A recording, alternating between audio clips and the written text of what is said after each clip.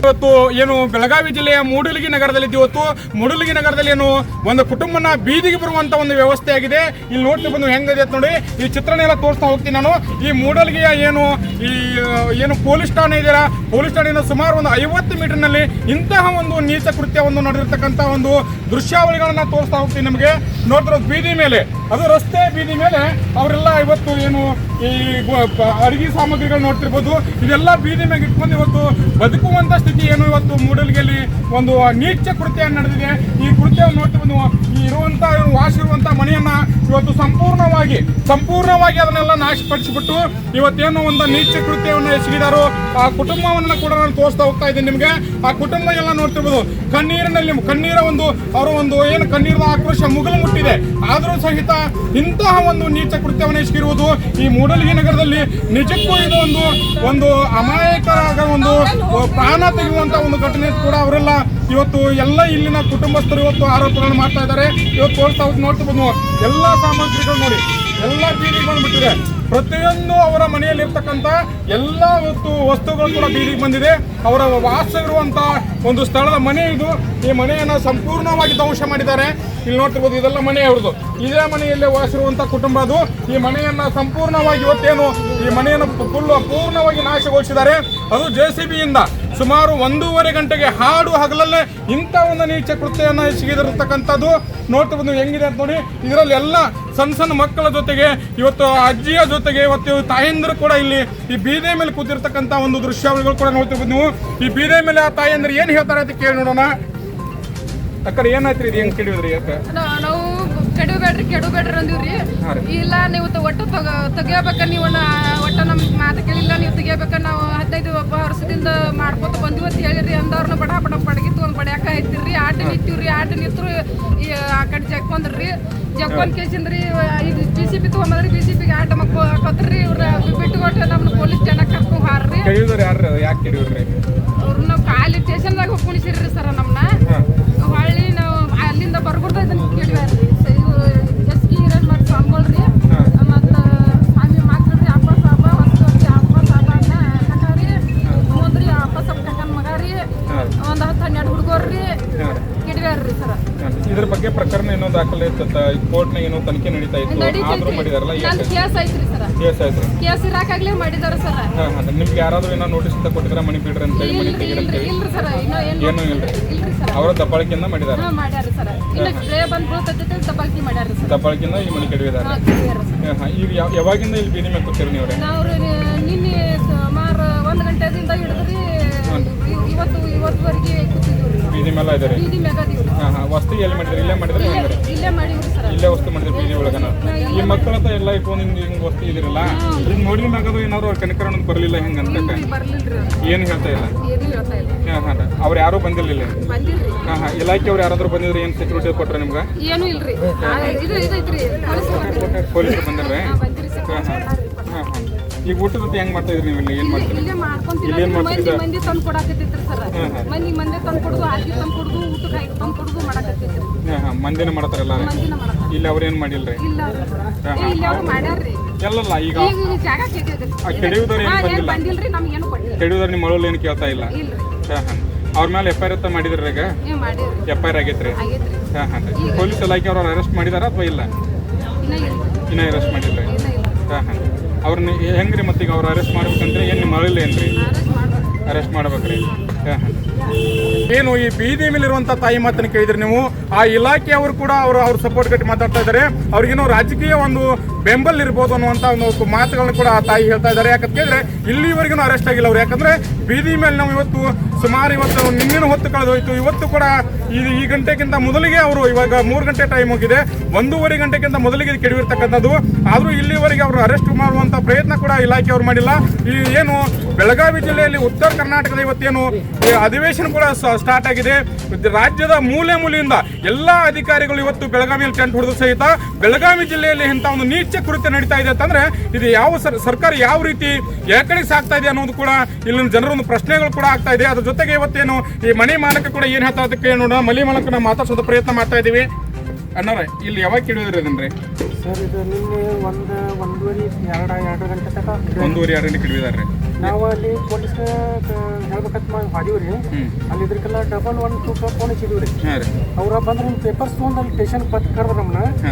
ನಾವು ಆಯ್ತತ್ರ ಮುಂದೆ ಹೋಗಿದ್ವಿ. ಅಲ್ಲಿ ಮುಂದೆ ನಾವು ಹೋಗ್ಬಿಡ್ದ ಇಲ್ಲಿ JCB ಹಚ್ಚಿ ಕಳಿಸಿಬಿಟ್ರಿ. ಎಷ್ಟು ಮಂದಿ ಬಂದಿರ್ರಿ ಅವರು? ಅವ್ರೊಂದು ಸುಮಾರು ಒಂದು 20 ಜನ ಇದ್ರಿ. ಸುಮಾರು 20-30 ಜನ ಇದ್ರಿ. ಕಾರಿಗೆ ಬುದ್ಧಿ ಮಾಡ್ರಿ. ಇವ್ರನ್ನ ಪಡ್ಕೊಂಡ್ರಿ. ವಿಡಿಯೋ ಮಾಡಕತ್ತಾನ ಪಡ್ಕೊಂಡ್ರಿ. ಮೊಬೈಲ್ ಕಸ್ಕೊಂಡ್ರಿ. ನಾನು ಸ್ಟೇಷನ್ ಹೊಳೆ ಬರ್ಬಿಟ್ಟು ಎಲ್ಲ ಇದು ಮಾಡಿ ಹೋಗ್ಬಿಟ್ಟೆ ಸರ್. ಹೌದ್ರಿ. ಎಷ್ಟು ಜನ? 20-30 ಜನ ಬಂದಿರಿ ಅವರು. ಇದು ಕೆಡಿಯೂರದ ಹಂಗ ಹಾರಿ ಗುದ್ದಲಿ ಕೆಡಿಯೂರ, JCB ಕೆಡಿಯೂರ, ಬಡದ್ರಿ ಅಂತ JCB ಬರ್ತೀರಿ. ನಮ್ಮ ಸ್ಟೇಷನ್ ಕರ್ಸಿರಿ. ಸ್ಟೇಷನ್ಗೆ ಅವ್ರು ಪೊಲೀಸರು ಅಂದ್ರು ನೀವು ಸ್ಟೇಷನ್ ಕರ್ಸಿರಿ. ಅಲ್ಲಿ ನಾವು ಕಡೆ ಹೋಗ್ಬಿಡ್ದು ಈ ಕಡೆ JCB ಹಚ್ಚಿಬಿಟ್ಟೆ ಸರ್. JCB ಏನು ನುಕ್ಸಾನ ಆಗಿರ್ಬೋದು ಮನೆ ಒಳಗೆಲ್ಲ ಸಾಮಾನುಗಳು, ತಾಯಿಂದ್ರ ಮಕ್ಕಳ? ನಮ್ಮ ಮನ್ಯಾಗ ಸರ್ ಬಂಗಾರ ಇತ್ರಿ. ಒಪ್ಪಿದ್ದವ್ರಿಗೆ ಗಂಟೆ ತಲೆ ಇದ್ದು ನಾವೆಲ್ಲ ಹಂಗಿರ್ತಿದ್ವಿ. ರೊಕ್ಕ ತಂದು ಸರ್ ಅವ್ರಿಗೆ ಒಂದು 4-3 ಲಕ್ಷ ರೂಪಾಯಿ ಎಣ್ಣೆ ಮಾಡಿ ಸರ್ ಕೊಡಕ್ಕೆ ರೊಕ್ಕ ತಂದಿದ್ರಿ. ರೊಕ್ಕ ರೀ ಬರ್ದು 4,70,000 ದೂರ ಸರ್. ಎಷ್ಟು ದೂರ? 4,70,000 ರೂಪಾಯಿ ರೀ ರೊಕ್ಕ ದೂರ. ಇದ್ರ ಅದನ್ನ ಬರ್ದ್ರೆ ನಾ ನಡ್ಕ ಹಿಂಗೆ ಮಾಡಬೇಡ್ರಪ್ಪ, ನನಗೆ ಕೋರ್ಟಿಂದ ಐತಿ, ಕೋರ್ಟಿಂದಾಗ ನಿಗಲಾಗುತ್ತೆ, ನೀವು ಬರಬೇಡ್ರಿ, ನಾನು ಬರಬೇಡ್ರಿ, ಕೈ ಮುಟ್ಟು ಕಾಲು ತೊಗೊಂಡ್ರಿ ಅಂದ್ರು. ಯಾವ ಮಗನದವ್ರು ನನ್ನ ಹಾಕೊಂಡ ಅವರು ಸರ್ ಮಲ್ಲಪ್ಪ ಕಂಕಣ್ಣ ಸರ್ ಹಿಡಿದ್ರು. ನಾ ಬರೀ ಅವಪ್ಪ ಮತ್ತು ಅವ್ರ ಗುಂಡಾಗಿ ಮಂದಿ ಒಂದು 15 ಹಿಡ್ಕೊಂಡು 30 ಮಂದಿ ಇತ್ರಿ. ಅವ್ರು ನಾನು ಹೊಡೆದ್ರಿ. ನಾನು ಹೊಡಿಯೋದ್ರಿ ಅನ್ಗೂಡ ನಾನು ದವಾಖಾನೆ ಹೋಗಿ ಸರ್. ಅನ್ಗೂಡ ಸರ್ ಏನು ಮಾಡಿರಿ, ಸ್ಟೇಷನ್ ನಾನು ಹೆಂಡತಿ ಕರ್ಕೊಂಡು ನಾವು ಆದ್ರಿ. ನಾನು ಹೆಂಡತಿ ಕರ್ಕೊಂಡು ಸ್ಟೇಷನ್ಗೆ ಹೋಗ್ಬಿಡೋರಿ. ಸ್ಟೇಷನ್ ಅವರು ಸರ್ ಒಬ್ರು ಅವ್ರು ಯಾರು ಅನ್ಕೋತಿಲ್ಲ ರೀ, ಬಡ್ಕನವ್ರು ಇದ್ರಿ. ಕರ್ಕೊಂಡ ಬನ್ನಿ ಅವ್ರು ಹಿಂದಿಂದ ಬಂದ್ರಿ ಅಂದ್ರು. ನಾನು ಜಗಳ ಹಂಗೆ ಸರ್ ನೋಡ್ಯಾರ ಜಗಳ ಚಾಲು ಇದ್ರಿ. ಆ ನಂತರ 102 ಕಾಲ್ ಮಾಡಿರಿ. 102 ಅವರು ಕರ್ಕೊಂಡವ್ರು ಎಲ್ಲರೂ ತುಂಬ ಹೋದ್ರೆ JCB ತಂದಿಲ್ಲಿ ಕೇಳಿವ್ರಿ. JCB ಕೇಳಿದಾರೆ. ಹಾಂ ರೀ. ಇದರ ಸಾಮಾನುಗಳೆಲ್ಲ ಎಲ್ಲ ಹಾಳಾಗಿದೆ. ಎಲ್ಲ ಹಾಳಾಗಿತ್ತು, ಎಲ್ಲ ಆಗಿತ್ರಿ. ಎಸ್, ಇಲ್ಲಿವರೆಗೆ ಕೇಳ್ತಾ ಇದ್ರಲ್ಲ ನೀವು, ಇಲ್ಲಿ ಏನು ಕುಟುಂಬ ಏನು ಸಂಪೂರ್ಣವಾಗಿ ಧ್ವಂಸಗೊಂಡಿರ್ತಕ್ಕಂಥ ಈ ಮನೆ ಮಾಲೀಕರನ್ನು ಕೂಡ ಮಾತಾಡ್ಸಿದ್ವಿ. ಎಲ್ಲ ನಮ್ಮ ಸಾಮಗ್ರಿಗಳು ನಾಶ ಆಗಿ ಹೋಗಿದಾವ. ಇದರಲ್ಲಿ ಸುಮಾರು ನಾವು ಅವ್ರಿಗೆ ಕೊಡುವಂಥ ಒಂದು ಹಣವನ್ನು ಕೂಡ ನಾವು ಬ್ಯಾಂಕಿನ ತಂದಿಟ್ಟಿದ್ವಿ. ಆ ಹಣವನ್ನು ಕೂಡ ದೋಚ್ಕೊಂಡು ಹೋಗಿದ್ದಾರೆ ಅನ್ನುವಂಥ ಒಂದು ಮಾತುಗಳನ್ನ ಈ ಕುಟುಂಬದ ಏನು ಕಷ್ಟಕ್ಕೊಳಗಾದಂಥ ಈ ಕುಟುಂಬಸ್ಥರು ಕೂಡ ಅದನ್ನೆಲ್ಲ ಆರೋಪಗಳನ್ನು ಮಾಡ್ತಾ ಇದ್ದಾರೆ. ಕ್ಯಾಮ್ರಾ ಪರ್ಸನ್ ರಾಜು ಜೊತೆ ರವೀಂದ್ರ ದೊಡ್ಮನಿ, ಬ್ಯೂರೋ ರಿಪೋರ್ಟ್, ಬೆಳಗಾವಿ. ಈ ಮನೆ ಧ್ವಂಸದ ಪ್ರಕರಣಕ್ಕೆ ಸಂಬಂಧಪಟ್ಟಂತೆ ಏನು ಇಲ್ಲಿನ ರೈತ ಮುಖಂಡರು ಕೂಡ ನಮ್ಮ ಜೊತೆ ಜಾಯ್ನ್ ಆಗ್ತದೆ. ರೈತ ಮುಖಂಡರು ಏನು ಹೇಳ್ತಾರೆ ಕೇಳೋಣ. ಯಾಕಂದ್ರೆ ಇದು ಮನೆ ಎಲ್ಲ ಧ್ವಂಸ ಮಾಡ್ಯಾರಲ್ಲ, ಇದ್ರ ಬಗ್ಗೆ ತಾವೇನು ಹೇಳ್ತೀರಿ? ಮಾಡ್ಯಾರ್ರಿ, ಅನ್ಯಾಯ ಮಾಡಬಾರಾಗಿತ್ತು. ಲೋಕಲ್ ಇಲ್ಲಿ ಜನ ತೊಗೊಂಡಾರಂದ್ರೆ ಅವ್ರು 4 ಮಂದಿ ಕೂಡಿಸಿ ಅಲ್ಲಿ ಬರ ಪೊಲೀಸ್ ಡಿಪಾರ್ಟ್ಮೆಂಟಿಂದ ಅನುಕೂಲ ತೊಗೊಂಡ್ರೆ ಮಾಡಬೇಕಾಗಿತ್ತು. ಮಿನಿ ಅನ್ಯಾಯ ಮಾಡ್ಯಾರ. ಇದು ಆಗಬಾರ್ದು ಬರ್ತಾರೆ ಜನಕ್ಕೆ.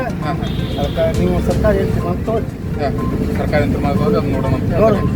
ಈ ರೈತರಿಗೆ ಏನು ಕುಟುಂಬಸ್ಥರಿಗೆ ನ್ಯಾಯ ಸಿಗಬೇಕಂದ್ರೆ ಏನು ನಿಮ್ಮ ವಿಚಾರ? ಹೌದು, ನ್ಯಾಯ ಸಿಗ್ಬೇಕ್ರಿ. ಪಾಪ ಎಲ್ಲ ಸಣ್ಣ ಮಕ್ಕಳು ಬೀದಿಗೆ ಬಂದು ಬಿದ್ದಾವ್ರಿ. ಅಂಗಳಾಗ ತಂಡಾಗಿ ಬಿದ್ದಾವಂದ್ರೆ ಮನೆ ತರಮ ಏನ್ರಿ? ಹೌದೌದು. ಅದಕ್ಕೆ ಏನಂದ್ರೆ ಸರ್ಕಾರ ತಮ್ಮ ಹೆಸರು ರೀ? ಈಶ್ವರ್ ಮೂರು ಅಣ್ಣ, ಈ ಮನೆ ಕಿಡಿಯೋಲ್ಲ ಅದ್ರ ಬಗ್ಗೆ ತಮ್ಮ ಅಭಿಪ್ರಾಯ ಏನು ರೀ? ನಮ್ಮ ಅಭಿಪ್ರಾಯ ಅಂದ್ರೆ ಮಾಡಬಾರ ಐತ್ರಿ, ಮಾಡ್ಯಾರ. ಪಾಪ ಬರೋವ್ರ ಬಗ್ಗೆ ಏನು ಮಾಡಬಾರ್ದು. ಮಕ್ಕಳ ಧರ್ಮ ಕೊಡೋ ಬರ್ತೈತಿ. ಧರ್ಮ ಮೋಸ ಮಾಡಿ ಮಾಡಬಾರ್ದು. 4 ಮಂದಿ ಆಗಿರ್ತಾರೆ, ಅವರು ಎಲ್ಲ ವಿಚಾರ ಮಾಡ್ತಾರೆ, ಎಲ್ಲ ಮಾಡ್ತಾರೆ. ಇರ್ಬೇಕು ಅನ್ನೋದು ಒಬ್ಬರು ವಿಚಾರ ಮಾಡೋದು. ತಮ್ಮ ಹೆಸರು? ಸಂಗಪ್ಪ. ಇಲ್ಲಿಯ ಸ್ಥಳೀಯ ಮುಖಂಡರು ಕೂಡ ಹೇಳ್ತಾರೆ. ಸಂಗಪ್ಪ ಅವರು ಹೇಳಿದ್ರು, ಅದ್ರ ಜೊತೆಗೆ ರೈತರ ಮುಖಂಡರು ಕೂಡ ಹೇಳಿದ್ರು, ಏನು ಬಡವರ ಕುಟುಂಬಕ್ಕೆ ಅನ್ಯಾಯ ಆಗಬಾರ್ದಾಗಿತ್ತು, ಆದರೂ ಕೂಡ ಇಂಥ ಒಂದು ನೀಚ ಕೃತ್ಯವನ್ನು ಮಾಡಿದ್ದಾರೆ. ಅವರಿಗೆಲ್ಲ ಅನ್ಯಾಯ ಆಗೋ ರೀತಿಯಲ್ಲಿ ಏನು ಇವತ್ತು ಇವರು ಮೂಡಲಗಿಯಲ್ಲಿ ಇಂಥ ಒಂದು ನೀಚ ಕೃತ್ಯವನ್ನು ಮಾಡಿದಾರೋ ಅವ್ರ ಮೇಲೆ ಕಾನೂನಿನ ಕ್ರಮ ಆಗಲಿ, ಸರ್ಕಾರ ಅಂತ ಅವರಿಗೆ ನ್ಯಾಯ ಕೊಡಿಸಲಿ ಅನ್ನುವಂಥ ಒಂದು ಈ ಮುಖಂಡರು ಕೂಡ ಇಲ್ಲಿ ವ್ಯಕ್ತಪಡಿಸ್ತಾ ಇದ್ದಾರೆ. ಕ್ಯಾಮ್ರಾ ಪರ್ಸನ್ ರಾಜು ಜೊತೆ ರವೀಂದ್ರ ದೊಡ್ಮನಿ, ಬ್ಯೂರೋ ರಿಪೋರ್ಟ್, ಬೆಳಗಾವಿ. ಇದಕ್ಕೆ ಸಂಬಂಧಪಟ್ಟಂತೆ ಇವತ್ತು ನಮ್ಮ ಜೊತೆಗೆ ಇಲ್ಲ ಮೂಡಲಗಿಯ ದಲಿತ ಮುಖಂಡರು ಜಾಯ್ನ್ ಆಗ್ತಾ ಇದ್ದಾರೆ. ದಲಿತ ಮುಖಂಡರು ಏನು ಹೇಳ್ತಾರೆ ಕೇಳೋಣ. ಅನ್ನೋದು ಮನೆ ಕೆಡೋದಲ್ಲ, ಅದ್ರ ಬಗ್ಗೆ ತಮ್ಮ ಅಭಿಪ್ರಾಯ ಏನು ಹೇಳ್ತೀರಿ? ಆ ಮನೆ 160 ಬಿಟ್ಟ ಅದು ಗೊತ್ತಿಲ್ಲ. ಆದ್ರೆ ಆ ಕುಟುಂಬಕ್ಕೆ ಅನ್ಯಾಯ ಆಗೈತಿ. ಆ ಕುಟುಂಬಕ್ಕೆ ಅನ್ಯಾಯ ಆಗೈತಿ ಅಂದ್ರೆ ಅದನ್ನು ನ್ಯಾಯ ದೊರಕಿಸ್ಕೊಡ್ಬೇಕು. ಮುಂದೆ ಅವ್ರಿಗೇನು ಅನ್ಯಾಯ ಆಗೈತಿ ಅದನ್ನು ಪರಿಹಾರ ಮಾಡಬೇಕು.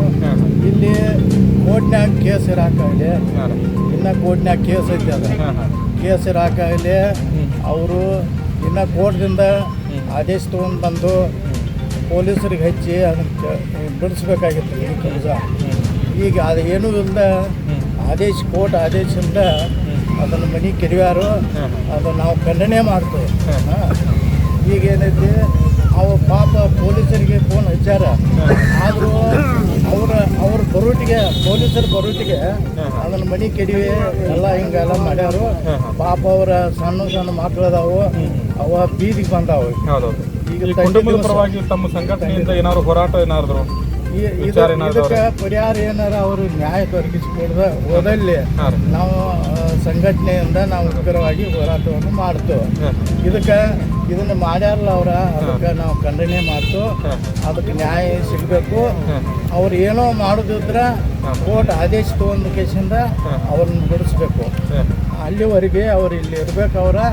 ಆ ಕುಟುಂಬ ಸಣ್ಣ ಮಕ್ಕಳದಾವು, ಅವನ್ನ ನೋಡ್ರೆ ನಮಗೆ ದುಃಖ ಆಗ್ತೈತಿ. ಅದಕ್ಕೆ ಅವ್ರಿಗೆ ನ್ಯಾಯ ದೊರಕಿಸ್ಕೊಡ್ಬೇಕಿತ್ತ. ತಮ್ಮ ಹೆಸರು?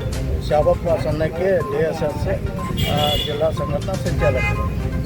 ಈ DSS ಒಂದು ಜಿಲ್ಲಾ ಸಂಚಾಲಕರು ಕೂಡ ನಮ್ಮ ಜೊತೆಗೆ ಮಾತಾಡಿದ್ರೆ ಮಾತನ್ನು ಕೇಳಿಸ್ಕೊಂಡ್ರಿ ನೀವು.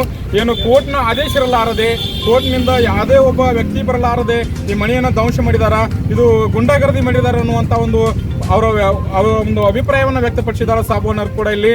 ಅದು ಏನು ಇವತ್ತು ಏನು ಮುಂದೆ ಏನಾದರೂ ಅವರು ಇದನ್ನೊಂದೇನು ಸ್ಥಳಾಂತರಗೊಳಿಸೋದಾದರೆ ಕೋರ್ಟ್ನಿಂದ ಆದೇಶ ತಂದ ಸ್ಥಳಾಂತರಗೊಳಿಸಲಿ, ಇಲ್ಲ ಅಂತಂದರೆ ನಾವು ಉಗ್ರವಾದ ಹೋರಾಟವನ್ನು ಮಾಡ್ತೀವಿ ಅನ್ನುವಂಥ ಮಾತನ್ನು ಕೂಡ ಸಾಬು ಸನ್ನಕ್ಕಿ ಅವರು ಇಲ್ಲಿ ವ್ಯಕ್ತಪಡಿಸಿದ್ದಾರೆ. ಕ್ಯಾಮ್ರಾ ಪರ್ಸನ್ ಹನುಮಂತ ಜೊತೆ ರವೀಂದ್ರ ದುರ್ಮಣಿ, ಬ್ಯೂರೋ ರಿಪೋರ್ಟ್, ಬೆಳಗಾವಿ.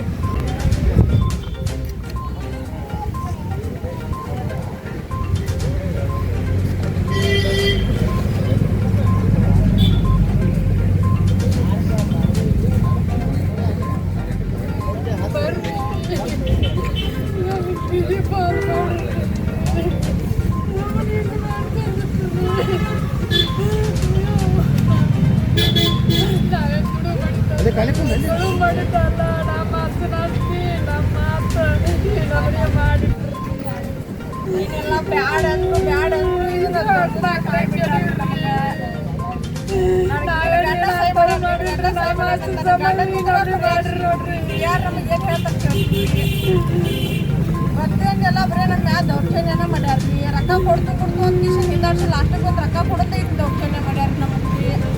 ನಮಗೆ ಏನು ಹೇಳಿದ್ರಿ